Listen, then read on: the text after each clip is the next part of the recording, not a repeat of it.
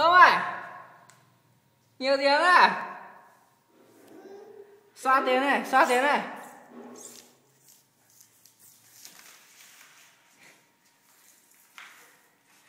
Tao này đi của cho mày tính cái bao giờ nó lớn rồi.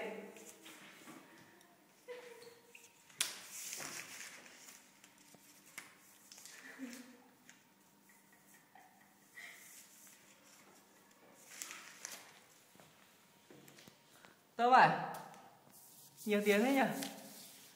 Xoa tiền đây. Cho mày một tờ. Xin tờ. Ấy. Thế nhá? Không.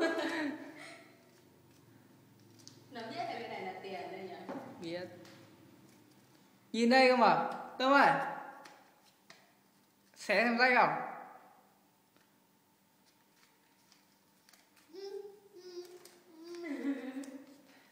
Cho lên YouTube luôn, cho lên mạng.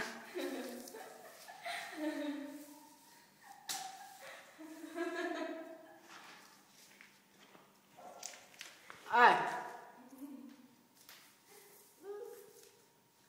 Người tiền không thích à? Này, cho mẹ. Xem trong gầm bàn đây là tí thiếu một tờ là ông ăn đủ ấy. Đủ khóc lại, đủ cho cậu khóc đấy. Con cứ muốn khóc này đấy. Ơi, tay chơi đấy.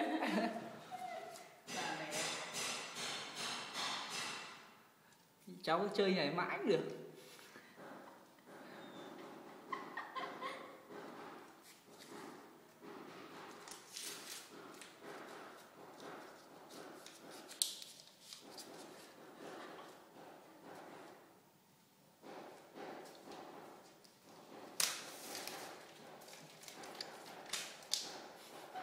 Giải hết tiền ra cho làm lên là cũng đủ đấy.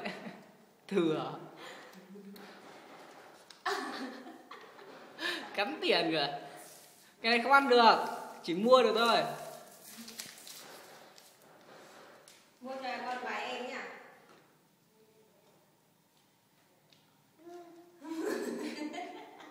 Mày cho giả, cậu xin. Xin. Mày giật lại chứ. Cho mẹ nhé. Lừa tình đấy. Cho đây. Cho cậu tiền nào Tôm ơi. Cho tiền đây. Cho tiền nào. Ơi.